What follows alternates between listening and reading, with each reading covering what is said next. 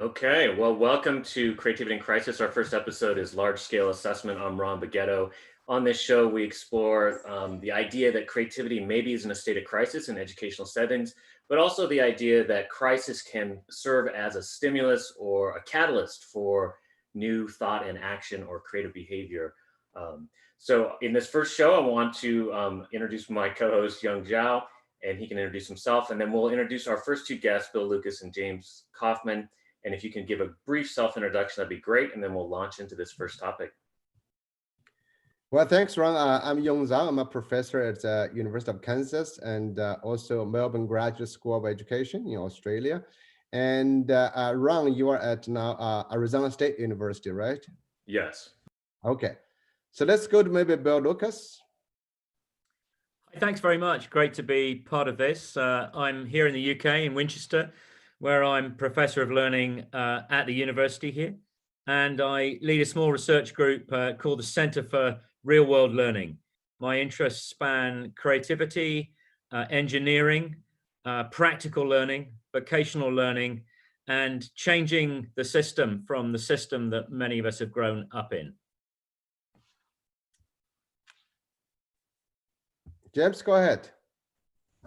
I'm James Kaufman. I'm a professor of educational psychology at the University of Connecticut, where until somewhat recently, Ron was my colleague. I have always studied creativity in some format and also kind of always been interested in creativity assessment. Right now, I'm particularly interested in creativity and positive outcomes, everything from equity to life's meaning and stuff like that. Excellent. And just for the record, James, I'm still your colleague, even though I'm at Arizona State University now. That's a very good point. Local colleague. That's right. Yeah, that's right. Proximal colleague. Okay, so let's jump right in here. So like I mentioned earlier, Young sent out a little tweet. And those of you watching, by the way, you can look for these for each topic we have. So it really does help to have some, even though it's unscientific, informal survey data, something for us to kind of talk about and respond to. So I'm going to share screen really quickly here and bring up the results from the very first question that we asked. So bear with me while I do that really quickly. And hopefully you can see here, the very first question we asked is, can creativity be assessed? And so as you can see, almost, a third across the board. So slightly over a third said yes at 39%. 35% were a little bit more ambivalent with a maybe. And then there were 25%, a quarter of folks said no. So given this, let's talk about how you react to this. So you can start with James and then hear from Bill, and then we'll weigh in as well. And then Young obviously can weigh in. But let's talk about these results that you're seeing from folks that did respond to that informal survey. The question I would love to see answered is more, can creativity be assessed well? I feel like, can it be assessed? Of course, you can assess everything. Can it be assessed in a meaningful way?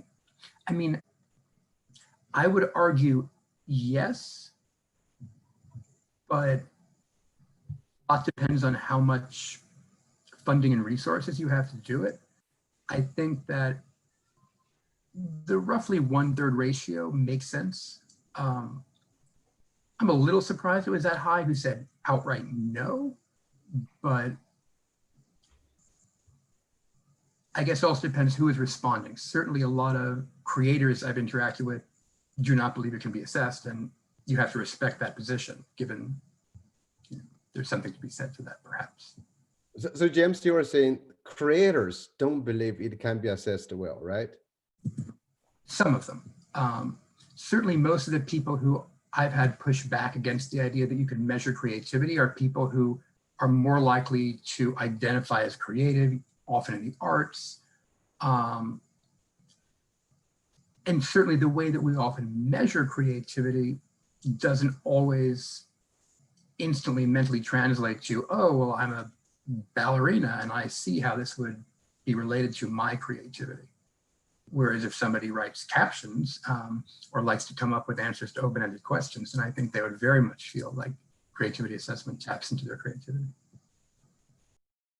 Thanks, James. Bill, what are your reactions? Well, it's not fashionable to agree, I know, so I'll try to find a point of interest here.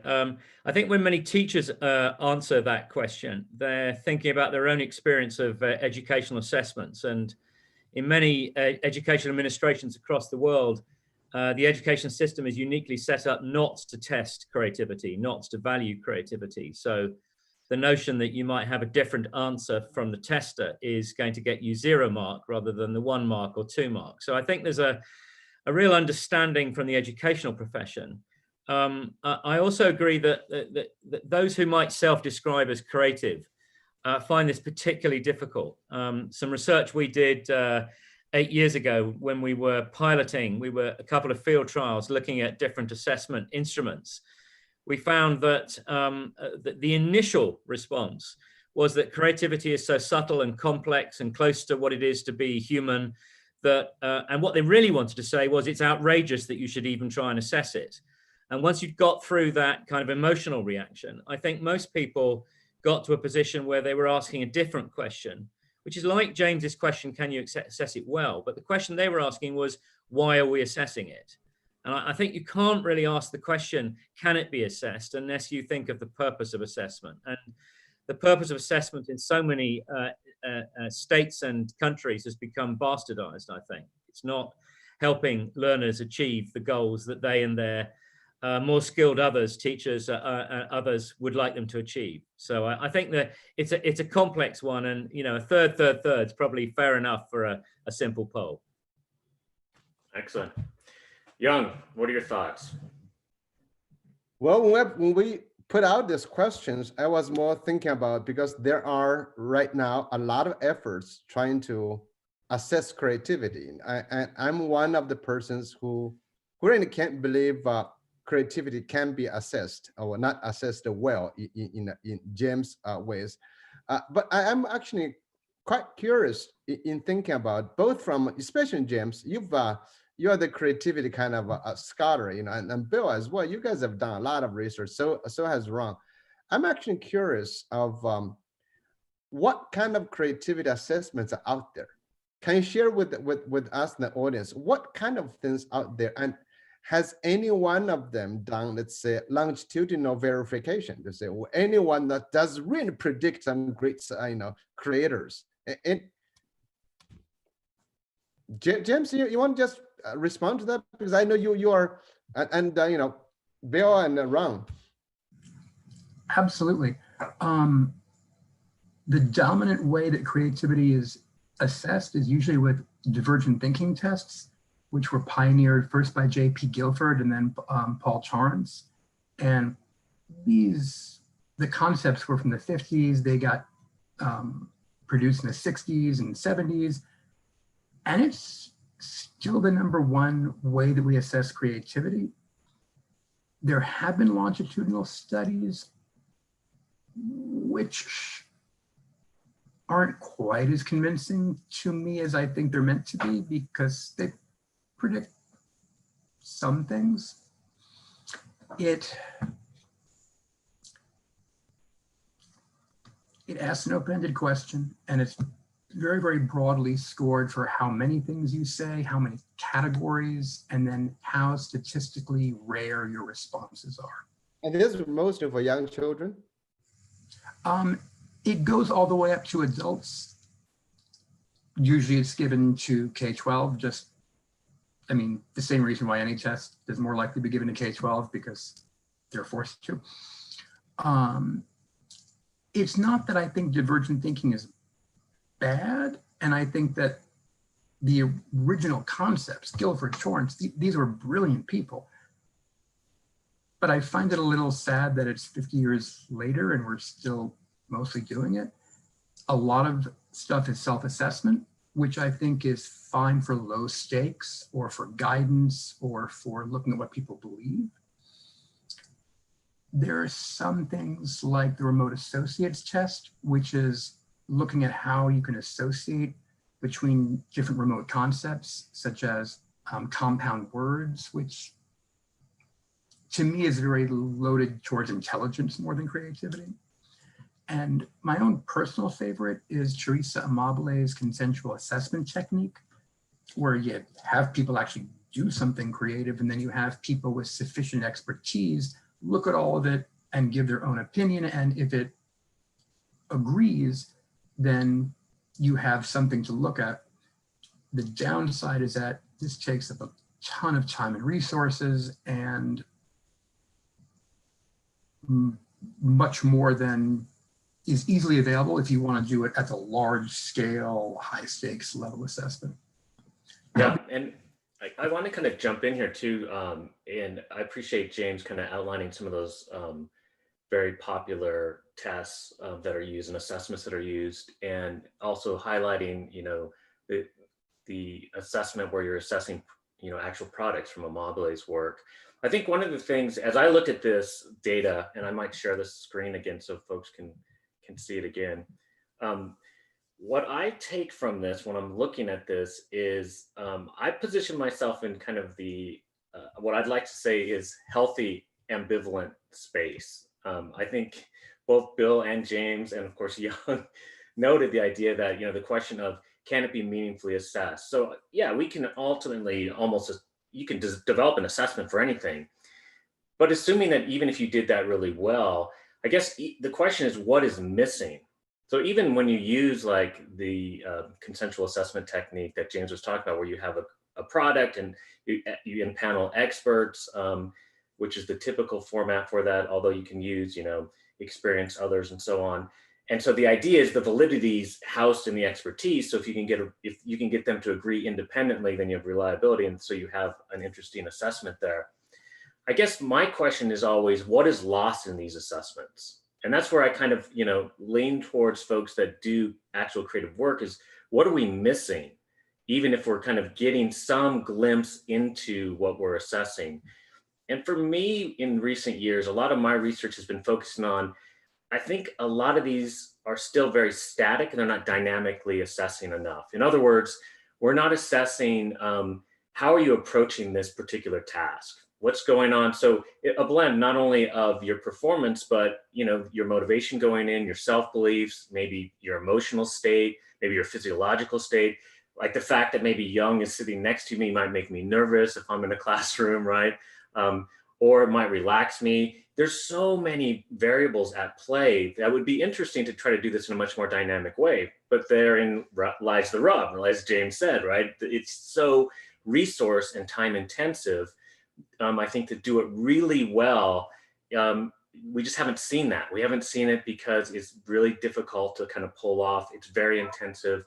And even when you're assessing with using all these techniques, you're still comparing them against other products in that space, right? So even if you're using like a group of produced products and you're assessing all these kind of environmental and situational and social and individual issues dynamically, not just at the end, but throughout the entire process, you're still kind of limited to that particular context, those particular products, and so on.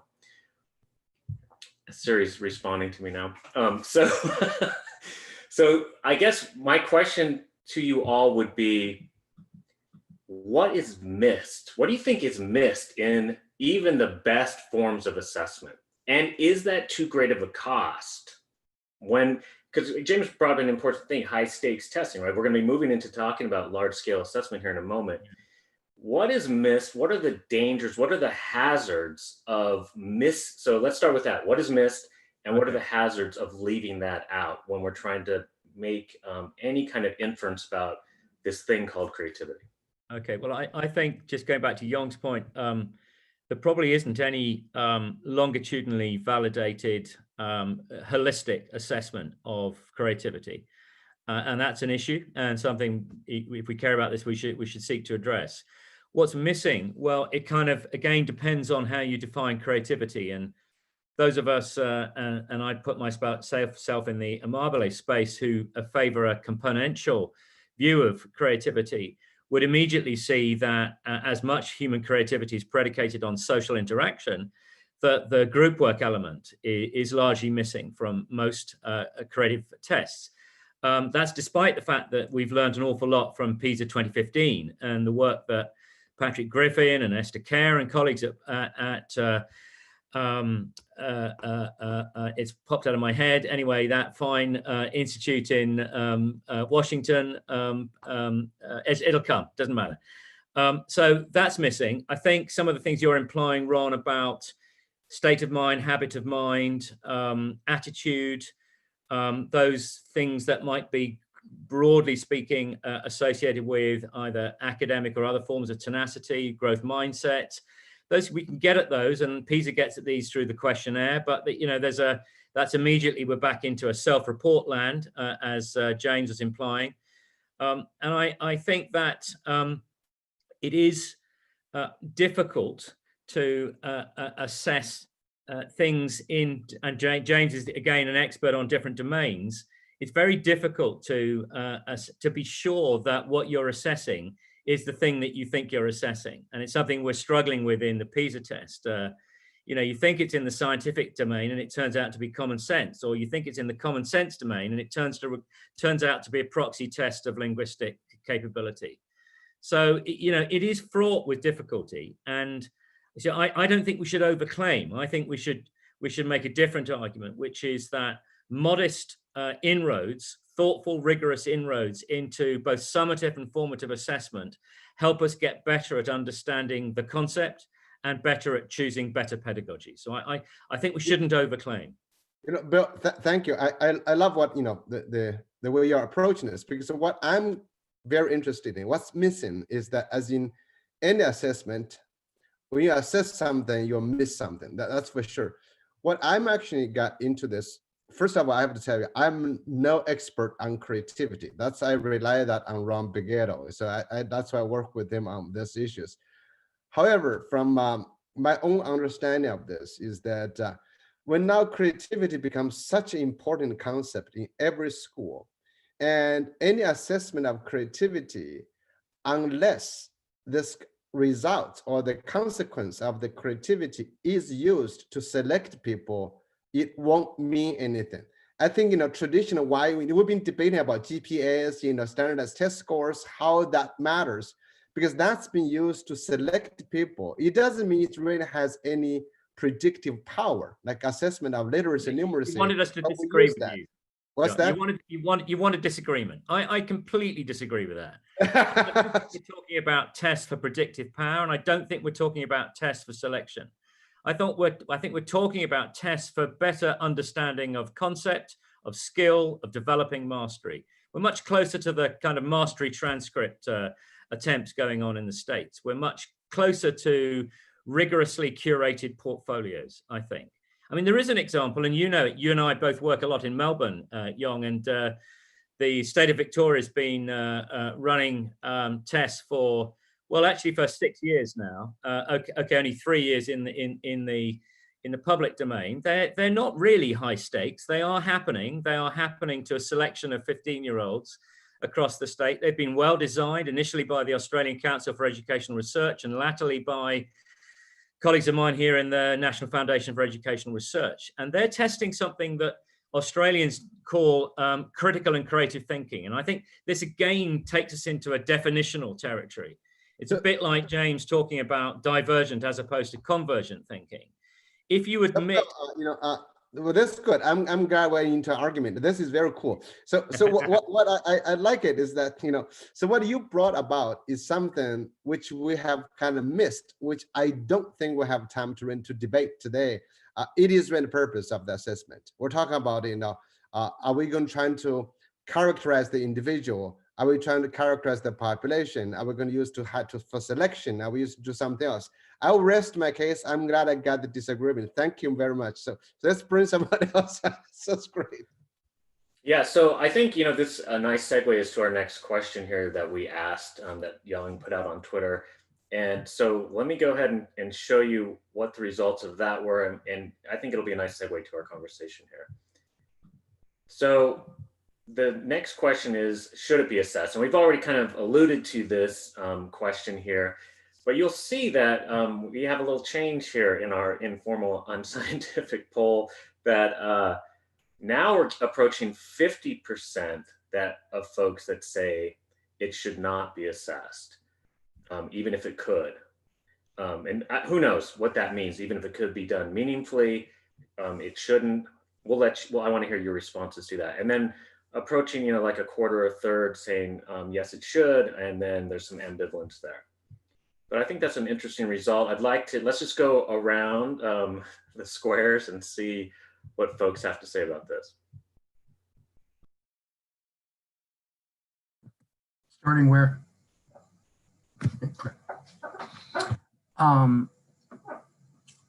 Also not surprised by this. I generally ask my creativity classes every year their opinions, and it roughly matches. I think some of that is a general and probably justified mistrust over what's going to be done with the scores. I would argue that we only value the stuff we can measure. The SATs have so much importance in America because they give a measure of something, even if it's not really exactly what anybody's looking for specifically. As long as there isn't a standard, valid, accepted measure of creativity, it's less likely to be taken into account for scholarships or admission to university or graduate school. I mean, the main place a creativity assessment is used is for K-12 for gifted assessments. So it's not shocking that that's where the most assessment goes on, because that's where it is even some level of high stakes assessment. I understand the impulse to say, no, it shouldn't be tested, but I feel like, to me, somewhat counterintuitively, a lot of the people who are saying no are the people who might be helped the most if we actually developed a decent measure. Thank you, James. Bill, what do you think? I think that we can and should assess creativity, provided that we're clear why we're assessing it. And I've already cleared my throat on the subject of it not being for selection, not being for league tables. I know this is ironic when I'm going to come on to talk about PISA, and not used for various other purposes which will induce fear and concern and anxiety. I think the argument for me goes something like this. From a teacher perspective, it enables, and we've have empirical data on this, it enables teachers to become more precise about understanding what it is they think they're teaching, and to get better at noticing the impact of their selection of different pedagogies, different cultural approaches that they might use. That's good, I think. Within their ability to operate in a subject-dominated, timetable-driven universe. Of course, creativity does not appear on the school timetable. It gives them just a little bit more status, and it makes it more likely to lead to curriculum reform. This is partly why PISA is doing this. It's the innovative domain, and it will immediately become obvious that it may be smart to combine math with drama, or to look at a read across between dance and science. And you suddenly get an interdisciplinarity, hello, welcome to the real world, that seems to be a breath of fresh creative air. It'll also, I think, begin to, from the student perspective, help them better to be actors in their own drama on the bridge of the ship that they're guiding, and better to develop the language that enables them, I know not everybody likes this phrase, to curate their own, as it were, developing portfolio. I think this is what's going to happen. It is happening across the world now. Yong's written quite a lot about this. I think we're talking about assessment as if assessment was a different beast. And assessment can be real time. It can be digitalized. It doesn't have to be. It still requires the same kinds of principles, and it can be deeply formative. And I think I'd like to remind colleagues here of the burgeoning, spawning of imaginative, collaborative problem-solving testing that followed the PISA 2015 test. And it hasn't worked yet. So we've still got a mountain to climb there. So those are the kind of reasons I think we might want to say a qualified yes to should we.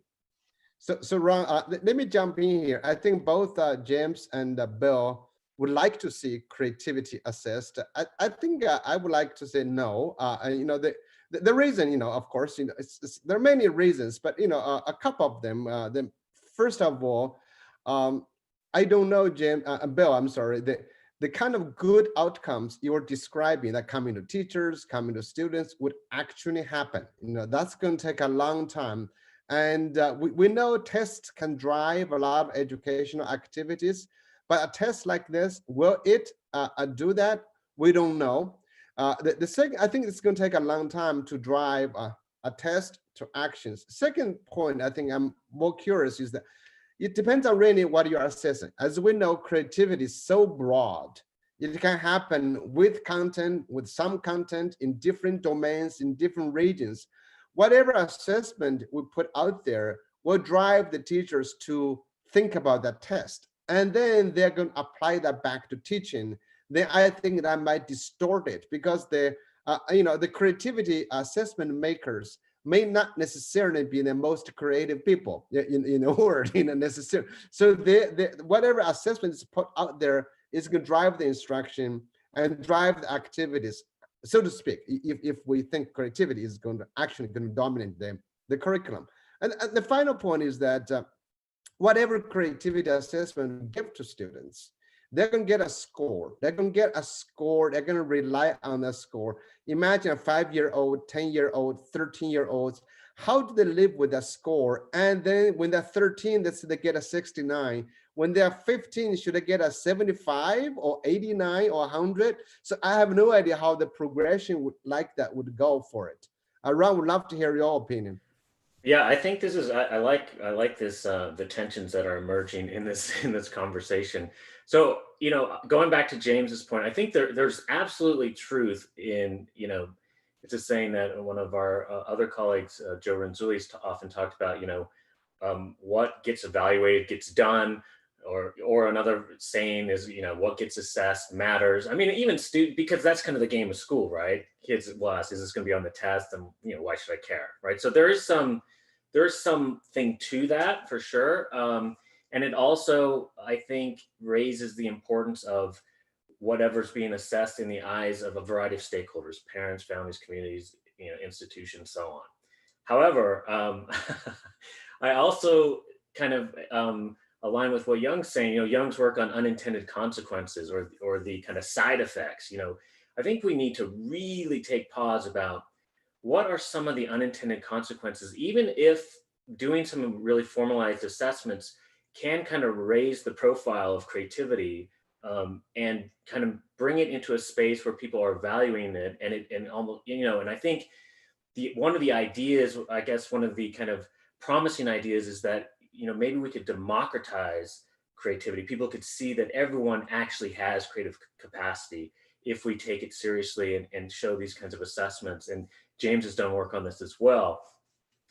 I guess for me and my work with educators and young people in schools and teacher educators and so on is what I feel is the most kind of profound way of having value in creativity is to actually have students do things that matter to them, identify problems that matter to them, solutions by partnering with outside experts, allowing teachers to step back a little bit and facilitate this work, connect with community members, outside experts to generate lasting and positive solutions.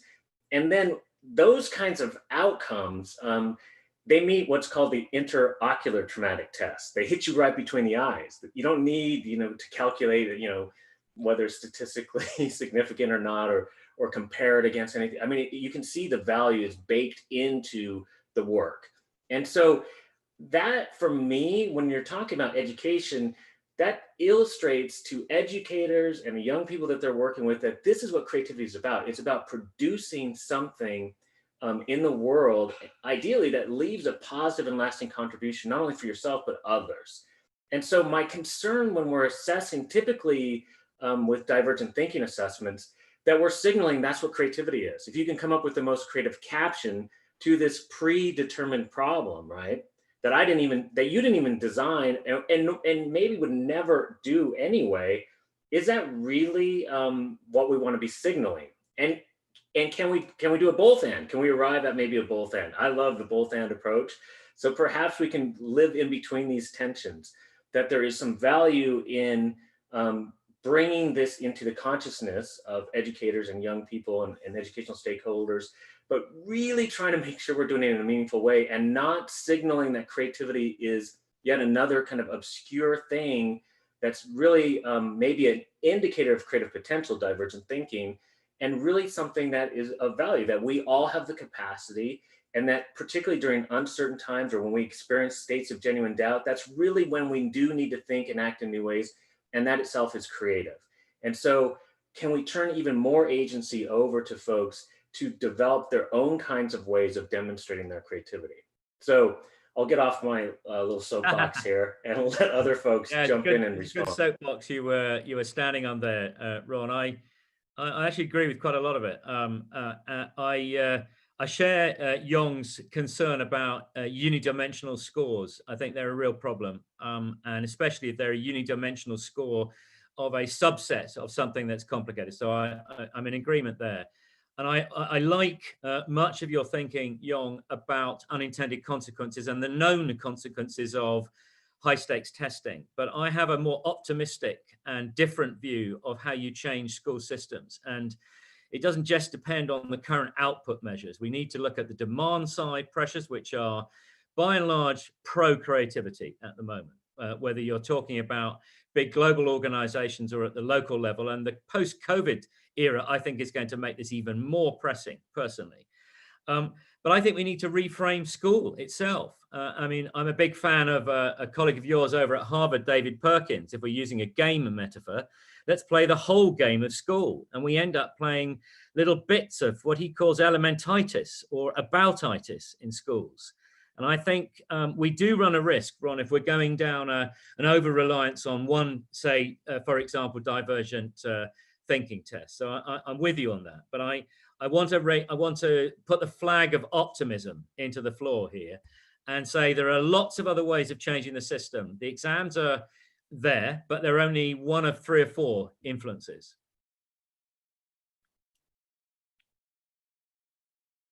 Thank you, Bill. Yeah, James, any responses to this?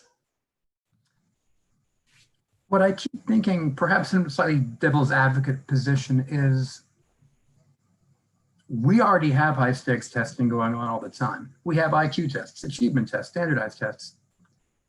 So we know the intended consequences of this. I also see the consequences of the lack of creativity assessment, but incredible amount of other assessment in the intro to creativity classes I've been teaching my undergrads the last very, very long time.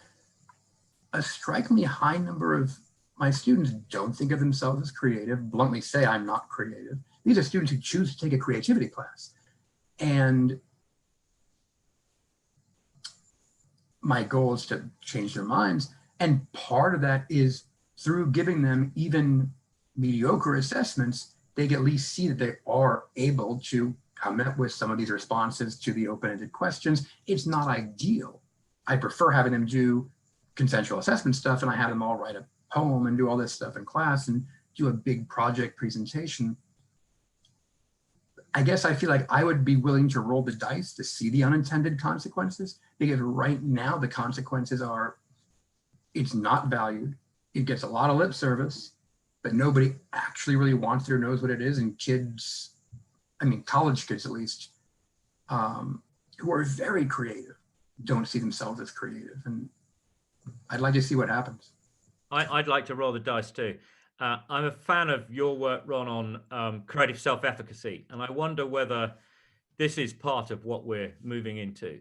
If you could, if our theory of change was, if you could help young people better understand the ubiquity of creativity, the learnability of huge swathes of what it is to be creative, and if you could then equip them with the tools and processes for reading the runes of different situations and different domains and being better able to develop their, wouldn't that be a good thing? And I think testing could have a small part in that, largely formative testing. Yeah, I mean, obviously I appreciate you noting my work. And I do agree that you know, one of my goals is to help people, just like James was saying, recognize their own creativity. I mean, it's part of what every human has. I mean, and there's even work that James worked on non-humans, right? So that's a whole nother topic. But I think the idea of, can we move more towards kind of creativity assessment in the wild, rather than, if this was perhaps some sort of gateway to a much more promising approach, I think there's just legitimate concerns that this can misrepresent what creativity is. So for those students in your class, James, for example, maybe we take these assessments and they're just like, wow, if that's creativity, right? Coming up with a creative caption, or a scientific problem or a social problem, but they're still able to express themselves creatively in some other domain, just in their everyday life, in the challenges and uncertainties that they face, and they kind of minimize that. That's my concern, is it's still too narrow of a representation to signify the full expression of human creativity. And I think the other concern I have with the way creative self-efficacy has been assessed, including the way I have previously assessed it, is it was, again, very static. You take one kind of global measure of it, and you're not showing how dynamic it is, that how our efficacy, our emotions, all those are dynamic in the moment of assessment. So I've been trying to work on more dynamic assessments. And the work that James and I have done on creative metacognition, that's critical. So also knowing when not to be creative. And so maybe a creative response is not to resist those assessments. Who knows? So knowing when and when not to kind of take those risks. So I think there's a lot of things at play here. I tend to be an optimist, but I'm also concerned that, part two isn't going to show up in schools, because this will be an easy, if it's going to be these kinds of massive, large-scale assessments have to be somewhat easy and manageable. And so the unintended consequences of that is, why would we invest the additional work in trying to do a much more robust, meaningful, time and labor-intensive and messy, frankly, form of assessment if you have kind of an easier alternative? And there's so much already that's happening in schools that I would like to see people move into the more difficult and messy work from the get-go, rather than kind of defer to something that's a little bit easier. So again, I'll position myself somewhere in the middle, but let's hear other folks. I just want to jump in here to say this. This is, by the way, Bill and James, this is quite fascinating. I'm enjoying this. I think, first of all, we want to do this. I want to announce this. We got about 10 or 11 some people watching us. Okay, this is good as a first thing. So we'll have more people watching us, because I want to really get the idea of creativity out there to a lot more people. I think, Bill, you're absolutely right in this. We talk about this. Like when we have Ken Robinson doing a TED talk, everybody watches, millions. But really, how often is creativity done in schools?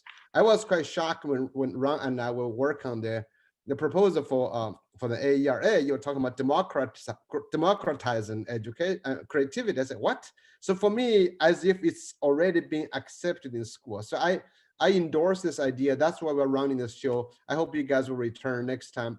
But there's one big point I want to make, is that it's about assessment.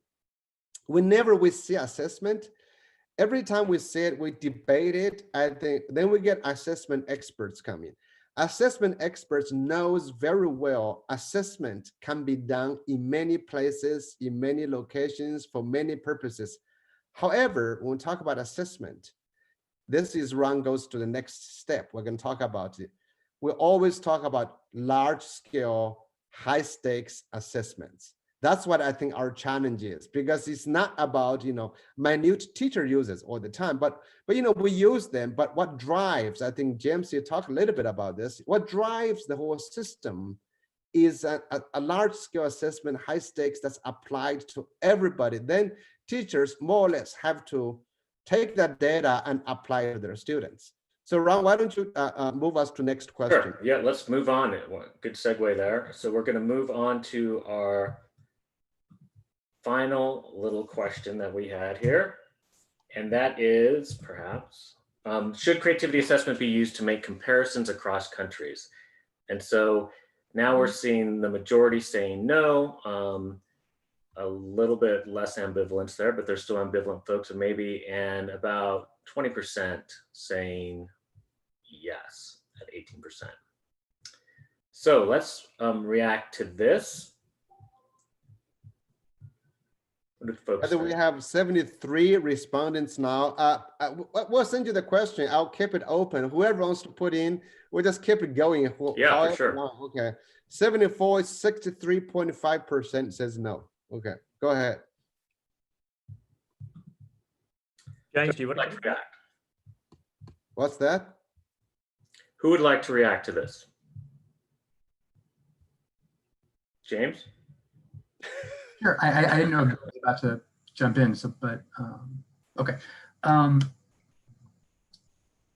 This one actually I kind of largely agree with the majority who say no, in that to me the biggest benefit for large scale assessment or any type of assessment really, to me I see it more as strength-based and guidance, and look, here are these 5 or 10 or 300 dimensions of creativity. Here's where you're really good. Here's where you show potential. Hey, why don't you try this or why don't you try that? I recognize we live in the real world and high stakes assessment wouldn't necessarily do that, although I hope it would. Once we start going comparing countries, I just feel like ideally, if it was this, hey, each country has its own strength, that would be great. But we all know that's not the way these things tend to work. And given that there are so many sociocultural and cross-cultural differences in conceptions of creativity, valuing of different aspects of creativity, I worry that in the current state of affairs, it would probably lead to less positive things than positive. So I'm going to have a go at defending this, but I realize that this is the hardest position to adopt. I think we need to be clear about who this is a high stake experience for, and it's not the kids. So whereas it is if you're going on to high school or whatever your system's progression route is, this is a high stress, high status, high stakes test for the politicians, and I quite enjoy that. So the politicians love the fact that this is a ranking order.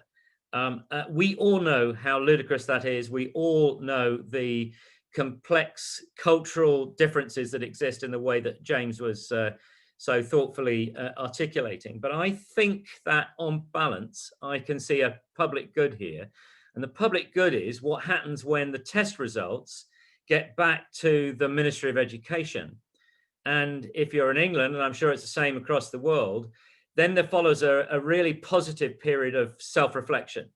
So and I'm still arguing for a multi-dimensional effort here, rather than a single point. Whether we win that, it's not being done in other PISA tests, so who knows, but that would be an advantage. And so you effectively could present it as a profile, a strength-based profile in the vein of James's argument.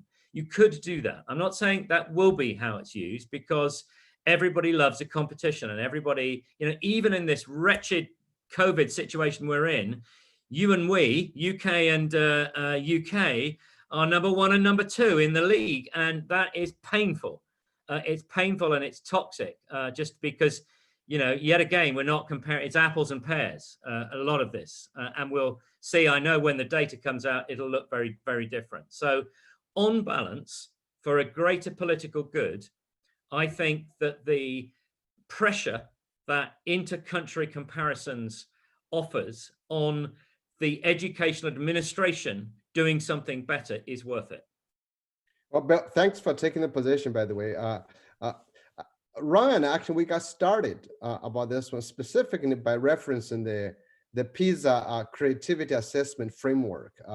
When I saw so much reference to Ron and James' work, I said, "Oh, this is kind of interesting." So I asked Ron if Ron was involved in the in that report, and he said no. And I don't know if James, you were involved in that. And Bill, I have no idea of your involvement in that. It's actually a very good document. I have to say, if you look at this, the PISA creativity framework, I'll be happy to share that on my website when I write that blog. it's a great, wonderful reference, to the foundations. But what my concern is that as we, you probably know my position about PISA, about assessment. Many people know that is that. I have heard it. Okay, thank you. so couple of things. One is that my biggest concern is that when you do any national assessment, especially in a league table way, like PISA is likely going to do, and PISA actually probably will do, what's the purpose of that? I know you're trying to drive the political leaders to think like that, and how are they going to really make any changes in a meaningful way? So we have a lot of international comparatives, creativity assessments. I don't know what they've discovered. Honestly, I doubt there's much more. And Ron is the editor of a Journal of Creative Behavior. I was reading your 50th anniversary. I was not impressed with all these writings in that one. Sorry, but so I actually don't know if what. The second thing, when we add any more tests to any of these things, there are some kids who are taking more seriously, and there are some kids who won't in different countries. And that's going to generate a lot of unintended, unnecessarily nervous questions, actually reactions. It's unnecessary to do this. And actually, most importantly, I feel like whatever we're trying to do is going to be culturally biased against certain groups of people. There's definitely, for sure, some cultures emphasize this, some cultures emphasize that. And how are we going to resolve that? And the final point is that I just don't know if the assessment itself is a reflection of educational practices and systems. Does education have even anything to do with the outcomes of that? So that's where actually I was thinking, why do we do this? That's very interesting. That's about 5 hours worth of questions. Yong, it doesn't surprise me. Let me nibble at 2 of those lines of argument, and let me go back to you have I think an allergic reaction to PISA, and the antibodies, intellectual antibodies, swim around your very capable body politic. But there are other, down the road from PISA and some of you can probably see this, is the Center for Education Research and Innovation. And we've just spent 4 years looking at this across 11 countries in a very detailed way. And if you want to turn to the pages that has the charts and the success and the comparators, you can do that. But that's not the point. The point is that this is on the march. This is going to start happening. It's got hold of policy thinkers and researchers in CERI and in PISA and in the OECD. It is grabbing the imagination of really amazing folk across the world. So again, you may say naive optimist, but I'm very happy to be called a naive optimist if this has some small claims for positive thinking. The second point would be just to thank you for finding the report not completely idiotic. I had a hand in and drafted the first draft, and those of us who have been involved, there are a wide number of some of your colleagues involved in this, rate and recommend precisely the work that we've been talking about. So I'd like to think that it's a model of collaborative endeavor, trying to pull out the best that's been thought. And often when it's not clear, I think the report says it pretty fairly. And PISA at the end of the educational day is making a judgment that the concept, we're 70 years on from Guildford. And so we've got 70 years worth of real deep understanding, maybe 30 years in the educational assessment space. They're saying it's still an emergent field, but it's a ripe enough field to be worth assessing. That's a great point. By the way, Ron, I want you to jump in before that. You jump in. I think this is the question that we all need to think about. We might actually write something about that too. So Ron, go ahead. Yeah, and again, I want to thank you, Bill, for taking what appears to be an unpopular position. But I think and I appreciate your optimism as well. There's, you mentioned that it puts pressure on the policymakers, and I think there could be some. I'm always open to the possibility that it could leverage, as you and James are saying, creativity into a space where people are thinking about it in a much more serious way, which I think could be a good thing. I guess the cautions I still hold are at the kind of more kind of granular level. And so some of interesting early work in the field of creativity studies by Teresa Mobley and her colleagues, including Beth Hennessy and so on, where they were looking at like how certain features of a learning environment can actually, I mean, what they called creativity killers, although I always kind of recoil at that idea because as long as there's life, there's creativity. So even in those spaces, you can be creative under in extreme constraints. But the idea that being aware that you're going to be compared and being monitored, young people, they found, and even young adults and adults, they found that, you know, that tends to kind of suppress people's willingness to be creative.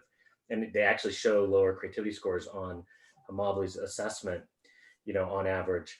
So I think that's something just to think about. And I'll be interested in hearing people's thoughts about that, that the whole idea that you're engaged in this kind of formal, standardized assessment, which almost seems oxymoronic when you're assessing creativity, because creativity really, I think the beautiful thing about creativity is it thrives in difference. It not only thrives in difference, it needs difference. I mean, that's what it's about. A different way of thinking and acting, different perspectives, different ways. And so when you kind of render it down to the same set of things and you're assessing the performance and it gets rendered down into something that is standardized, I mean, raises some, I think, pretty profound, you know, epistemological concerns about the kind of nature of what do we even mean by this, and even ontological concerns about what, you know, what is the nature of creativity itself. So I think I'd be interested in hearing people's ideas, and I think it's important that we have these kinds of conversations. And what would be the way out? Let's say we move down the road and we see that, you know, this is being used in a way to, you know, do more damage to creativity, not democratize creativity, actually create problems where the difference that creativity thrives in is actually becoming homogenized in some ways, because now we're teaching to divergent thinking tests, for example. Who knows, right? Who knows what the kind of unintended consequences are? But I'd be interested in hearing, like, what are some of the more subtle, more difficult to measure, more kind of granular potential implications of dropping something like this that I think is well intended in some ways. And I certainly, I know you, Bill, and I'm a fan of your work, and I know that you are on the same page in a lot of ways about the concerns, but I'd be interested in hearing what are some of these kind of things that we can maybe anticipate at this point and maybe kind of proactively address so that creativity does get valued as this thing that really is something that we all have, really does need difference to thrive, and can possibly get shut down or stifled when we kind of put it in these formats. Since you name check me, Ron, I'll try and again argue the impossible here. We just actually got some grant money to look at the leadership of this in schools, and I think one of our first acts is going to be a sort of national appreciative inquiry of what's going well. And I think the minute this looks like a gap analysis, we're doomed, for the reasons that you were implying, that it's very much about acknowledging difference and individuality and different ways and different modes of thinking. I think that there's a popular myth about creativity tests and about the PISA test. The PISA tests, by and large, start from good, rich, open-ended questions to which there is no one right answer. You know, I need to keep saying that. That's what it's about. That's what good educators do with their young people. And what we haven't managed to do this time, and it's a platform issue, back to Yong's point about the assessors rather than the creative thinkers, is that we wanted to be able to use process tracing to think how young people were thinking, to see their first, their second, their third, their fifth attempt, and all of that. And I think that in the next generation of creativity tests, we'll really be able to do that. It's happening small scale. And then I'd go right to the other end of the discussion, and I'd flood the system with, I don't know, I can think of 20 or so granular classroom activities that are robust enough, not on their own, but taken together as a basket of measures, give you a pretty good fix on the state of creativity and the development of young people. And they, at one end, they are all the portfolio type approaches. There are all sorts of subtle performance activities. There are all sorts of the kind of thing that Ron Berger talks a lot about, gallery critique, and it's kind of using that as a metaphor rather than literally a gallery. So you've got a culture of giving and receiving feedback. You've got all the good attributes from work like the work of Carol Dweck and Angela Duckworth and colleagues, all that kind of input. And I think, I could share very happily, and if we do write about this, the really good examples. I could take you to schools that have been doing this there's a school that you may know, Rooty Hill High School in Sydney. Young, there are schools, and there's a school we've worked with for best part of a decade in London. Secondary school, ordinary, good secondary school, doing this stuff. And it is, ultimately, it's a reframing about what matters. And it's easier to reframe it if you've got just a little bit of help from the outside world. And PISA does give that to busy head teachers. Well, Bill, I think, that we're run out of time. I just want to respond to, yes, Rooty Hill, I know that. And what I'm actually responding to is the OECD, the PISA in that sense. So what you're describing is you leading school changes, introducing new things, versus a large scale from the very top, going down to the country to all this way. I have no idea what purpose actually it serves. And also, I read through the document really many times. I was very serious about reading that document, and I did not see in the examples what new things you will come out with and how this test assessment will be received in various countries. We have no idea. But before we get off, we should let James say a few words before Ron summarizes this. The thing that's always struck me, and this is not a direct response because I've been thinking the last couple of minutes, is how much technology and money drive things. Like if you look at IQ tests, for example, there hasn't been much change over the last 30 or 40 years because it's not in the company's best interest to do it because they're making the money, and any change will cost money without being in any way guaranteed of bringing it back. I mean, one of the things that would most excite me would be if somebody like a Bill Gates decided we must have an amazing creativity formative assessment, and here is, $57 billion for it, and ideally calling me up. Count me in as joining your team. I mean, whenever there is, practicality, and any organization or group has to be making decisions based on we have this much time, we have this much technology. Some countries may not have email access or internet access, and we have these limitations compared to what you see on any game on the iPhone capacity. I mean, I feel like the future is going to be embracing the technology that is still kind of slow to come. It's why a lot of Val Shoup's work out of Florida is so exciting to me. Baptiste Barbeau's work on virtual reality. But that work is very hard to do and expensive, and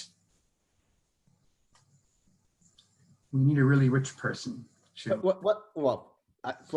that's the conclusion you reach that after today, I don't know where we go from here. We need a rich person. I just want to add one thing before Ron wraps this. So I think it's another thing I'm very curious is that whenever you do any assessment of anything, hopefully you're assessing something that schools or teachers can do something about. So that's another point. I don't think we can debate that today. Right, we're run out of time. How much can creativity truly be manipulated? Can you grow or can you not grow those kind of situations? That's another question. When we assess this, if schools are not responsible, if the culture is responsible, if how education, how culturally we react to creative people, creativity in different contexts, that may be very different. I think, so that's another issue we will deal with later on in another episode of ours. Ron, back to you. Yeah, so I want to thank you all. Hopefully this conversation has been kind of stimulating for our viewers, and I think there's a lot of kind of provocations here, and thinking about it, and I think regardless of where you kind of fall on these questions, I think it's important to consider the other sides and consider, how can we maybe approach these optimistically? What can we do if we see things going sideways, right? I mean, it is kind of the work of creativity. Once creativity leaves our hands into the work, it kind of takes on a life of its own, and so do assessments. And so how do we ensure that it doesn't turn into like Frankenstein's monster and actually do more destruction than good? And so I appreciate Bill taking, the kind of unpopular position, at least amongst this panel, but we do kind of respect the perspective you're taking. I think we all kind of came at it in a somewhat nuanced way to kind of pause and think about, how can we do this in a meaningful way? What kinds of things can assist, be it technologies or other kinds of supports. And I think we all kind of agreed on the idea that, creativity does need to have a place in the classroom, right? In educational spaces, in the dialogue, in policy. And I think we just want to make sure that it's done well so that it doesn't get misrepresented yet again in a kind of a more formal and institutionalized way. So thank you all viewers. Stay tuned. Thank you again, Bill Lucas and James Kaufman. We really appreciate you joining us on the kind of inaugural show. Take care, everyone. Thank you. My pleasure. Thank you, James, very much. Thank you. Thanks, guys. That's beautiful. Actually, very well done. Okay. I would say very well done, guys. Not bad. Okay, good. All right. Are we still live or? Well, I'm kind of off right now. Okay.